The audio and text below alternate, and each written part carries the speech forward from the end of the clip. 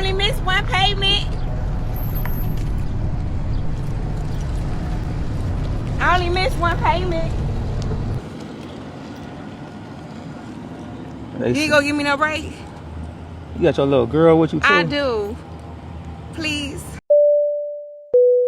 Ladies, stop asking that man. But he for wants money. to take me out on a date, Sarah. I don't care. But he wants to take me out. I was chilling I love today. that. He's taking you out. That's the money. The one thing that I live by is testing men early on. When I say testing them, I'm saying create a problem. For me, I do money problems. I need my hair done. I need my nails done. Then go get it done. And why is your hair not done? And why are your nails not done? So when I start dating a man, I like to ask in stages. I'm going to start small with tasking him to pick up my favorite candy on the way over to pick me up for a date. Or I tell him that my bar needs to be restocked and that I need a ride to look for a Woodford. And then I might up the heat a little bit at some point. I'm going to mention things like an oil change or tires or a cracked windshield. No, you don't understand. Like, a plug, a patch, you have to... I can't believe we're even talking about this. You need a tire. Look at this part. Look at this. This tire can't be fixed at the end of the day. I feel like you're trying to scam me right now because, again, it looks like a perfect hole to match it. And now you're talking about belts, and I don't understand why. Something I've learned in dating is that being generous to a man makes you the dumbest bitch on the planet. Nah, but for real, being overly nice or generous or kind to a man, quite frankly, gets you nowhere. You ain't gonna give me no break? You got your little girl with you too? I do. Please. Can they give me till Friday? Why they got it? And my baby graduating school, she going to Ohio State. Can you give me till Friday? Why you gotta have a baby with you? Please. Oh my God. Please. Look, she hanging on the car. Being overly nice or generous or kind to a man, quite frankly, gets you nowhere. Please. Oh my God. Please. Please. Oh my God. Please. Okay. Get up. Get the f*** up. Get your ass up. There's an abundance of these kinds of videos on social media these days where you see a man who is in a situation where a woman is essentially assaulting him and he has to deal with it. But there's a deeper lesson to be learned in watching these kinds of videos.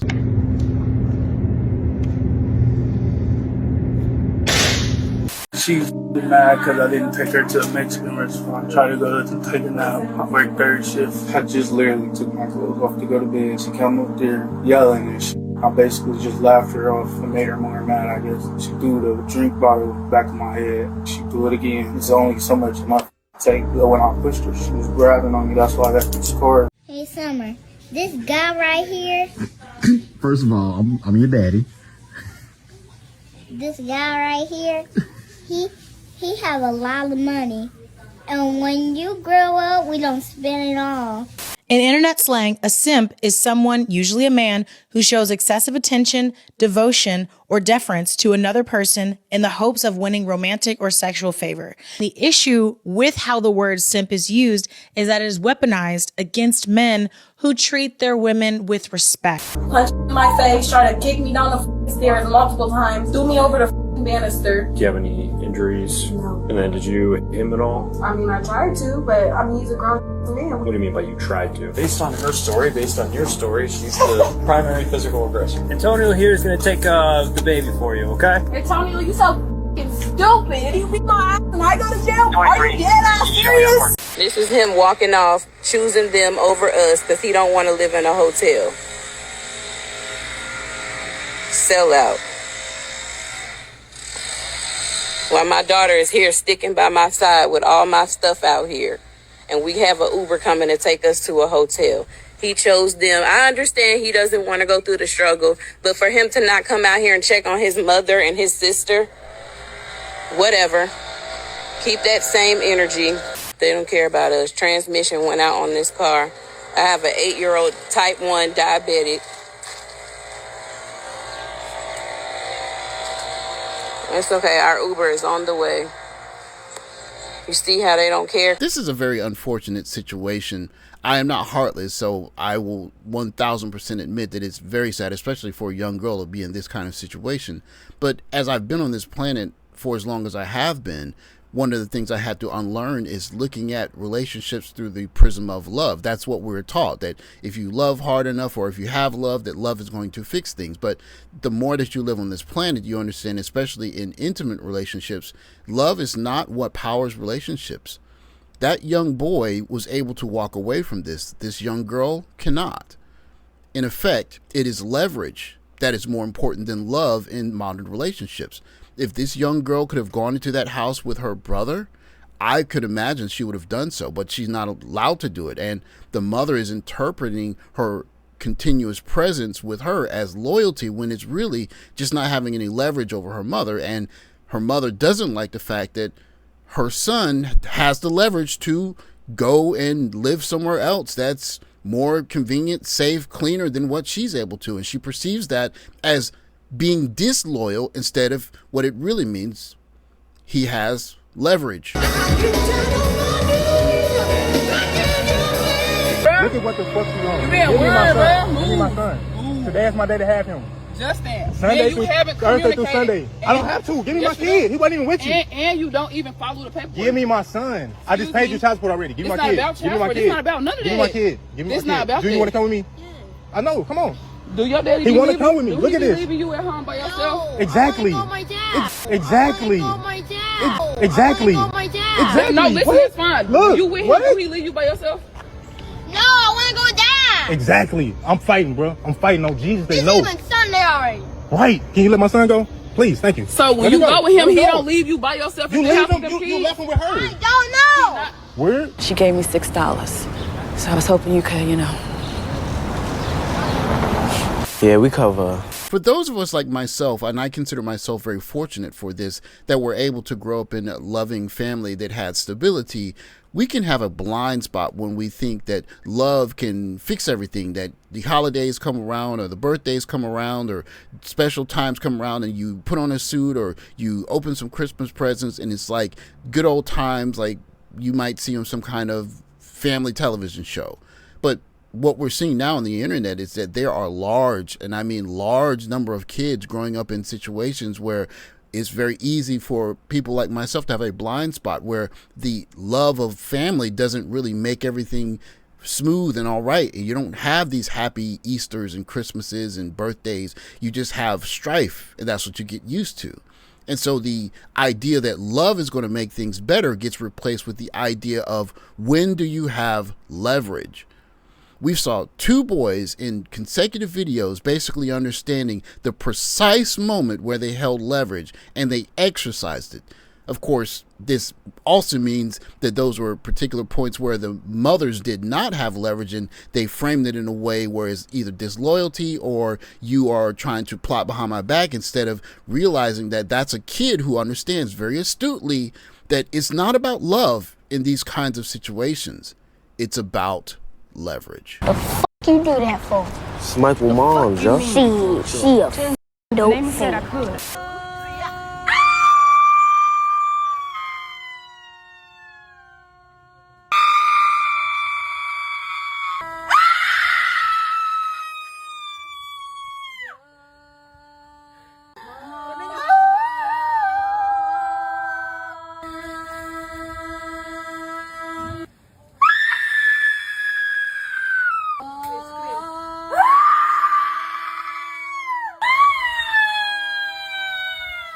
I pledge allegiance to myself to never fuck with a broke nigga. And if I do, I'ma always be a weak ass motherfucking bitch with no standards and morals. Okay, so what I would do with my $100, I would get a honey pack, get us some liquor. Well, you would the get honey what? pack together. Get the honey pack. You got to get the honey pack. The honey pack. What's the honey pack? You don't know what a honey pack is, Kendra? I'm gonna mention things like an oil change or tires or a cracked windshield. I want to see how he responds to my inconveniences. Is he jumping to fix my problems for me? And if he does, if he passed those tests, then that's great. On to the next, where I feel like I'm at the point where my hooks are likely into him. I can call him a fruitful victim. A fruitful victim. And so they're telling me that my man is a simp. Why? Because he listens to me, because he values me, because he respects my boundaries. He takes me on dates. He buys me flowers. He'll stop anything he's doing to take a phone call from me. For me, I do money problems. And I see how quick they are to help, or I see how quick they are to provide. And if they don't provide, or if they don't come up with a solution, you gotta go. That's a simp. It is a weaponized phrase to mean that you are overly ambitious in your romantic relationship with a woman. And shouldn't men be ambitious in their pursuit of romance? I vote yes. I vote yes. I have the answer. The answer is yes. And I will always ever be a broke nigga's bitch. Why do you not live a lifestyle till now all of a sudden you have to go get those new things? So even if you had to get a brand new outfit, why don't you have outfits in the closet? I do Why have do you outfits. I feel need a like new one for the date. Why do you feel like a man need a that new doesn't one. even know you is supposed to invest in you? Because please believe he's taking you and 3 other women out. He's not committed to you. It is so expensive for a man to date. In fact, men, stop spending money on these women. Men, stop spending money on these women. If I have to ask, you not my type. I think that's it. Okay. Yeah, I'm not like a big asker. I'm not. I find social media fascinating because on the one hand, there are these smoking mirrors where some young ladies are trying to make you believe that their lives are amazing. And then there are these other windows into real life where you're seeing people deal with very difficult, suboptimal situations, especially children. And so imagine if you have a generation of canards that are growing up in situations where they don't understand what love is. They haven't really seen it. They've seen turmoil. They've seen uprising, unrest. They've seen fighting. They've seen cops being called to the house. They see difficulty every time there's a custody exchange. But what they're not seeing is the stability of love. They're just noticing leverage. They notice when mom is nice and sweet, when mom is not nice and sweet, and what are the differences between those times. And it's quite simple. The times when she has leverage, she acts like it, and the times that she doesn't have leverage, she acts like it. Bitch, get the fuck across the street and plant your ass on a stoop. I only missed one payment. I only missed one payment. You ain't gonna give me no break? You got your little girl with you too? I do. Please. Can they give me till Friday? Why they got it? And my baby graduating school, she going to Ohio State. Can you give me till Friday? Why you gotta have a baby with you? Please. Oh my God. Please. Look, she hanging on the car. I can't take it now. Damn. Oh my goodness. Hey, listen. Hey, listen. You lucky. Hey, listen. Today your lucky day. Today my lucky day? Today your lucky day. Oh, thank God. I appreciate you. Tell Sweetie to let go of the thing so I can let it down. Okay, let it go, babe. So he let it down. Oh, this smooth. Oh, you smooth with it. Oh, you is smooth with it. You pick it up like that? Oh my God. Ross, what do women really want? I don't care what they want. I only care what they respond to. See, my focus is a little bit different from your other guests. There's what women say they want, there's what women think they want, and then there's what they actually respond to. We don't have to be masters of body language in order to see that in this particular case, this woman standing the way she is bargaining with a man that has something that she desperately needs, and she puts on her best, softest, kindest face while negotiating with him. She said please 3 times in her softest tone possible. And you cannot tell me with these mannerisms that if he didn't reach out of the truck and give her a phone number or address or whatever, she would have met up with him and they would have had some fun horizontally, and she would have very much enjoyed it. Oh,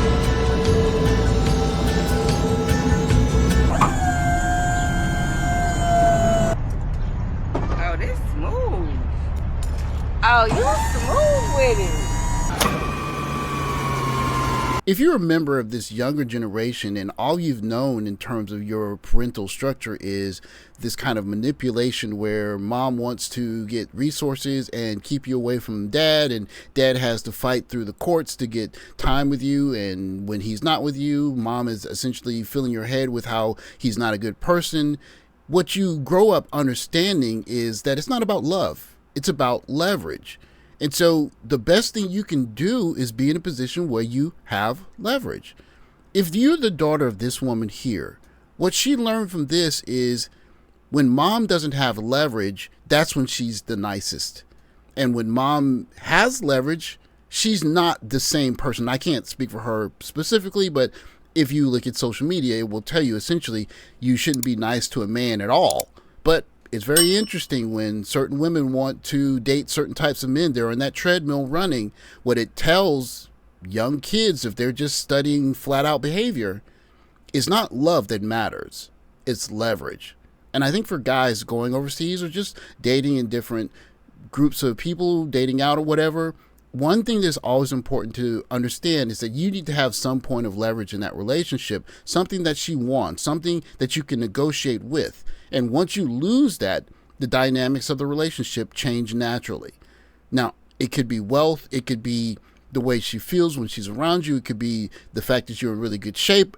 I don't know. There's a wide variety of things that young ladies either want or need out of men that men can negotiate with. But we've never really been taught to use those as points of leverage. But in this modern environment, it's obvious when we see many women that are trying to negotiate with fake leverage. They're fawning leverage by saying a man is supposed to. That's the only leverage that they have. But they're still trying to use it. And what men are just now starting to do is use their leverage. You're saying you don't want to go on a coffee date? No date at all then. You're saying I got to spend all this money on a first date? How about we just don't go on a date, period? You're saying that I got to wait 90 days? How about we don't do any of it? And you have to go back to whatever you were dealing with before. These are new behaviors that men are now starting to exhibit, but they go hand in hand with an environment that values love less and leverage more. A tool that should be taken not just in the States, but anywhere you go around the world dating. Thanks for watching. Let's subscribe, comment below. Catch you next video. Take care, guys.